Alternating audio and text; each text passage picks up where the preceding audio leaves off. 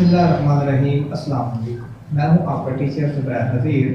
और बच्चों, आज हम फर्स्ट ईयर फिज़िक्स स्टार्ट करने जा रहे हैं, यानी कि फ़र्स्ट ईयर के लेक्चर आज इंशाल्लाह से अपलोड होना शुरू हो जाएंगे। अभी तक फिज़िक्स का फर्स्ट ईयर और सेकंड ईयर को लेक्चर अपलोड नहीं हुआ, तो आज से इंशाल्लाह ताला इसका बाकायदा आगाज़ होगा। सो बच्चे, फर्स्ट ईयर और नाइन्थ या टेंथ में फ़र्क क्या होता है? बेसिकली आप नाइन्थ और टेंथ में जब टॉपिक पढ़ते हैं तो उसी के अंदर से आपको एमसीक्यू मिल जाता है, उसी के अंदर से आपका शॉर्ट क्वेश्चन बन जाता है, उसी के अंदर ही आपने लॉन्ग प्रेयर करना होता है। लेकिन याद रखें कि जब आप फर्स्ट ईयर की बेस पे आते हैं तो आपको ये काम थोड़ा डिफरेंट मेथड से करना होता है। आपके लिए टॉपिक को एमसीक्यूज के लिहाज से अलग तैयार करना होता है, लॉन्ग क्वेश्चन के लिहाज से अलग तैयार करना होता है और शॉर्ट क्वेश्चन के लिहाज से अलग तैयार करना होता है। तो इस काम के लिए मैं आपको एक बुक रिकमेंड कर रहा हूँ, वो सब बच्चे ले लीजिएगा, उससे आपको बड़ी आसानी होगी। और बुक का नाम है स्कॉलर। तो फर्स्ट ईयर फिजिक्स स्कॉलर की बुक लाजमी लीजिएगा, उससे आपको टॉपिक के समझने में बड़ी आसानी होगी इंशाल्लाह ताला। तो स्टार्ट करते हैं लेक्चर। तो आज हम इस लेक्चर के अंदर चैप्टर नंबर 2 स्टार्ट कर रहे हैं फर्स्ट ईयर फिजिक्स का। और चैप्टर नंबर 2 हमारा है स्केलर एंड वेक्टर। स्केलर को हम डिफाइन करेंगे और वेक्टर को भी डिफाइन करेंगे। स्केलर और वेक्टर की डेफिनेशन आप 9th क्लास की फिजिक्स में ऑलरेडी पढ़ चुके हैं। थोड़ा डेफिनेशन पे चलते हैं। स्केलर को बच्चे हम डिफाइन किया जाता है जस्ट मैग्नीट्यूड से, यानी इसमें सिर्फ आपको मैग्नीट्यूड की जरूरत होती है। और वेक्टर को डिफाइन करने के लिए आपको मैग्नीट्यूड भी चाहिए होता है प्लस डायरेक्शन भी चाहिए होती है। अब हम जरा समझते हैं कि इनका मतलब क्या बनता है कि वेक्टर में सिर्फ मैग्नीट्यूड और डायरेक्शन और स्केलर में जस्ट मैग्नीट्यूड ही क्यों चाहिए होता है।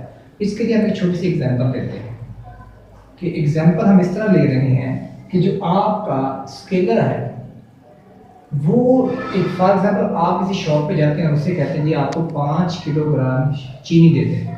तो 5 किलोग्राम चीनी, अपने वर्ड बोलें जी, 5 kg शुगर। इसके अलावा आपको कोई चीज़ उसको बताने की ज़रूरत नहीं है।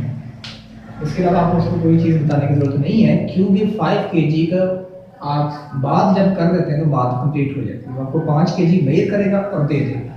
लेकिन अगर हम वेक्टर में चलते हैं, अगर मैं आपसे पूछता हूँ सर बेटा मैंने यहाँ से मून मार्केट जाना है, तो आप मुझे सर कहेंगे कि सर आप यहाँ से 5 किलोमीटर चलें। तो देखिए मैं 5 किलोमीटर चलूंगा ना तो मैं मून मार्केट हो सकता ना पहुंचूं। क्यों? क्योंकि मुझे साथ डायरेक्शन की भी जरूरत है कि मैं लेफ्ट जाऊं या राइट जाऊं। तो ऐसी क्वांटिटीज जहां पे आपको डायरेक्शन की जरूरत होती है मैग्नीट्यूड के साथ साथ, वो वेक्टर कहलाती हैं। और जहां सिर्फ आपके मैग्नीट्यूड से ही बात कंप्लीट हो जाती है वो स्केलर कहलाती है। तो चैप्टर नंबर 2 फिजिक्स का फर्स्ट ईयर में बेटा जी जस्ट वेक्टर के बारे में रिप्रेजेंटेशन है। तो हम वेक्टर को डिफाइन यहां कर लेंगे प्रॉपर कि इट रिक्वायर्ड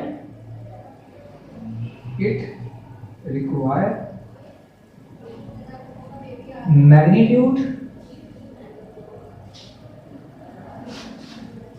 प्लस डायरेक्शन। तो हम वेक्टर को डिफाइन कर रहे हैं, उस हमने कहा कि it required magnitude plus direction. और उसकी बेस्ट एग्जांपल है वेलोसिटी, डिस्प्लेसमेंट, उसके बाद मोमेंटम कह सकते हैं आप, इसकी एग्जांपल है। अब हम चलते हैं रिप्रेजेंटेशन ऑफ वेक्टर की तरफ कि वेक्टर को रिप्रेजेंट कैसे किया जाता है। वेक्टर को बुक के ऊपर जब आपने रिप्रेजेंट करना होता है तो आप मोस्टली बोल्ड लेटर का सहारा लेते हैं।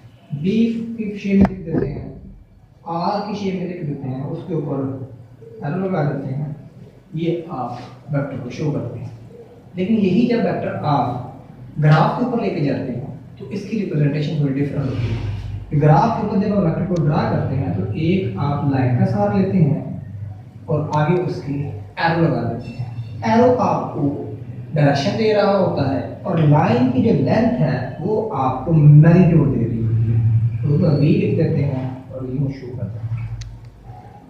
तो बुक के ऊपर रिप्रेजेंटेशन के लिए इस तरह के लेटर्स यूज किए जाते हैं और ग्राफ के ऊपर रिप्रेजेंटेशन के लिए हम यूं लाइन और आगे एरो वर्ड का सहारा लेते हैं। हम चलते हैं नेक्स्ट अपने टॉपिक की तरफ, वो है रेक्टेंगुलर कोऑर्डिनेट सिस्टम। यानी कि वेक्टर को आपने रेक्टेंगुलर कोऑर्डिनेट सिस्टम के अंदर कैसे रिप्रेजेंट करना है।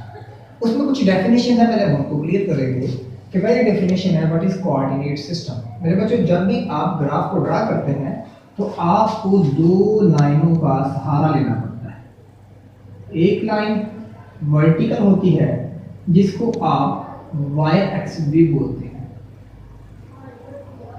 दूसरी लाइन बच्चे हॉरिजॉन्टल होती है जिसको आप एक्स एक्सिस भी बोलते हैं। तो इन दोनों एक्सिस को कोऑर्डिनेट एक्सिस का नाम दिया जाता है, यानी एक Y axis that is vertical line और दूसरा X axis that is horizontal line. और दोनों के जब आप परपेंडिकुलर मेट करवाएंगे इनको तो एक पॉइंट जनरेट होगा सेंटर में जिसको आप ओरिजिन कहते हैं। तो अभी तक हमने दो डेफिनेशन की हैं जी, कोऑर्डिनेट एक्सिस तो वो आपका वर्टिकल और हॉरिजॉन्टल होता है, ओरिजिन वो पॉइंट होता है जहाँ पे वो मीट करते हैं, वो ओरिजिन कहलाता है। और ओरिजिन की वैल्यू होती है बेटा 0 और 0। यहाँ पे कुछ चीज़ें आपको इंफॉर्मेशन के लिए बताते जाऊँ कि बेटे जी पूरे वाई एक्सिस की लाइन के ऊपर आपकी x की वैल्यू 0 होती है और पूरे x एक्सिस की लाइन के ऊपर आपकी y की वैल्यू 0 होती है। तो बाद में एमसीक्यू पूछता है वो कि ऐसी लाइन का नाम बताएं जहाँ पे x की वैल्यू 0 होती है। याद रखिएगा आप बोलेंगे y एक्सिस या वर्टिकल एक्सिस। तो कोऑर्डिनेट एक्सिस की डेफिनेशन हमने निकाली coordinate system rectangular coordinate system के अंदर, ओरिजिन की डेफिनेशन कर ली। अब हम चलते हैं रेक्टेंगुलर कोऑर्डिनेट सिस्टम को डिफाइन करने के लिए। तो ऐसा सिस्टम जो कोऑर्डिनेट एक्सिस के मिलने से बनता है उसको रेक्टेंगुलर कोऑर्डिनेट सिस्टम कहते हैं, जिसमें ओरिजिन को हम डिफाइन पहले ही कर चुके हैं। मैं दोबारा डेफिनेशन बोल देता हूँ कि ऐसा सिस्टम जो कोऑर्डिनेट एक्सिस के मिलने से जनरेट होता है उसे रेक्टेंगुलर कोऑर्डिनेट सिस्टम बोला जाता है। अब हम चलते हैं, हमारा पिछला टॉपिक था कि हम डिफाइन द वेक्टर को आए थे करके और वेक्टर को हमने रेक्टेंगुलर कोऑर्डिनेट सिस्टम में ड्रा कर। रेक्टेंगुलर कोऑर्डिनेट सिस्टम के अंदर हम अब वेक्टर को दिखाएंगे कैसे ड्रा किया जाता है। तो representation of vector in plane, यहाँ पे एक बहुत इंपॉर्टेंट पॉइंट है कि बेटा जी आपने वेक्टर को जब रिप्रेजेंट करना होता है तो दो तरह की आपको चीज़ों को फेस करना होता है। एक स्पेस के अंदर कैसे रिप्रेजेंट करते हैं और दूसरा प्लेन के अंदर कैसे रिप्रेजेंट।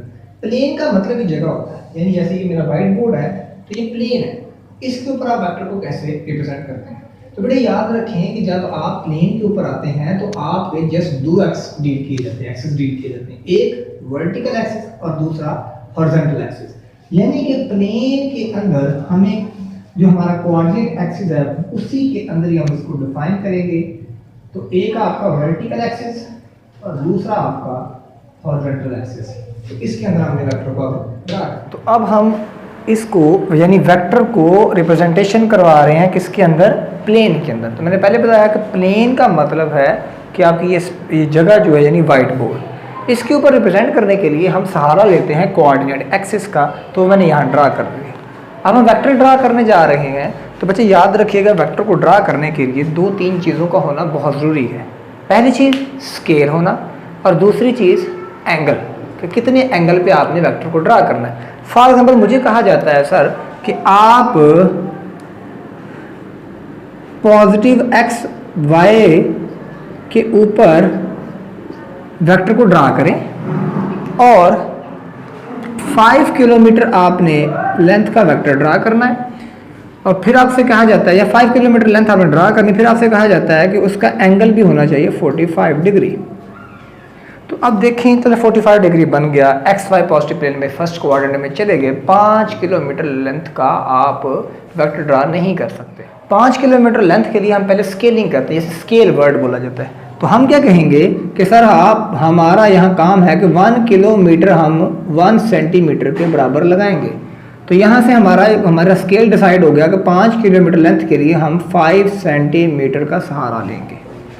तो 5 सेंटीमीटर की line X Y positive coordinate यानी फर्स्ट कोऑर्डिनेट के अंदर हमने यहाँ से ड्रा की और ड्रा करके 45 का तकरीबन हम एंगल बना लेंगे 45 डिग्री।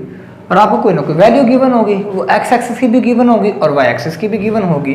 तो एक्स एक्सिस की वैल्यू को यहाँ पे गिवन होगी, वो आपकी बनेगी a और वाई एक्सिस वाली बनेगी b।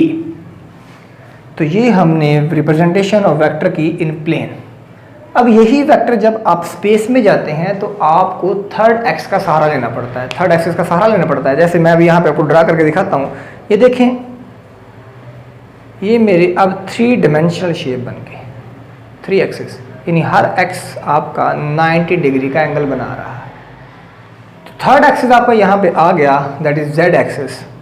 तो ये 3 डिमेंशनल शेप के लिए आपको 3 एक्सिस का सहारा लेना पड़ता है, 90, 90 और 90 डिग्री। लेकिन यही जब एक्सिस आप यहाँ इसके ऊपर लेके जा रहे हैं तो मसला आ जाता है आपको कि आपका थर्ड एक्स जो हो वो ड्रा नहीं हो सकता इसके ऊपर। तो इस काम के लिए हम इसको, जो मैंने अंदर की तरफ अपना एक वेक्टर लिया था अंदर की तरफ, वो मैं बुक के ऊपर तो रिप्रेजेंट नहीं कर सकता, तो मैं इसको खींच के यहाँ पे ले जाऊँगा।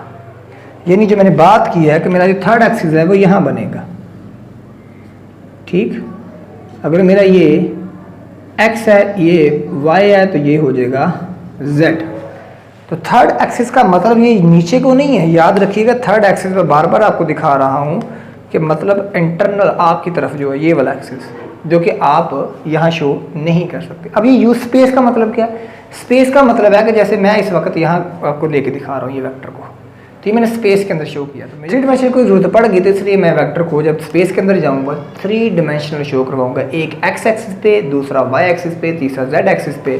तो यहाँ देखें जब x एक्सिस की बात हुई तो a की वैल्यू आ गई, y एक्सिस की बात हुई तो b की वैल्यू आ गई। जब z एक्सिस की बात होगी वेक्टर तकरीबन हम वहीं पे शो करवा लेते हैं अपना, लेकिन वहाँ आपको एक और लगाना पड़ेगा साथ a, b and c। Here c represent the value on z axis। तो आज हम कोशिश मैंने की है आपको कि कोऑर्डिनेट रेक्टेंगुलर कोऑर्डिनेट सिस्टम के अंदर वेक्टर को रिप्रेजेंट करवाने का तरीका बताऊं। तो वेक्टर को रेक्टेंगुलर कोऑर्डिनेट सिस्टम के अंदर रिप्रेजेंट करने के लिए ये प्लेन में भी शो कर सकते हैं, और प्लेन के लिए आपको x और y का सहारा लेना पड़ता है। और प्लेन का मतलब है कि किसी जगह पे, वो जगह मतलब मैंने यहाँ पे वाइट बोर्ड लिया। और दूसरा रेक्टेंगुलर कोऑर्डिनेट सिस्टम है जिस स्पेस के अंदर, तो वो स्पेस के अंदर आपको थर्ड एक्सिस का भी सहारा लेना पड़ता है, that is called z axis. तो उसके ऊपर भी आप इस तरह वेक्टर को शो करवा सकते हैं।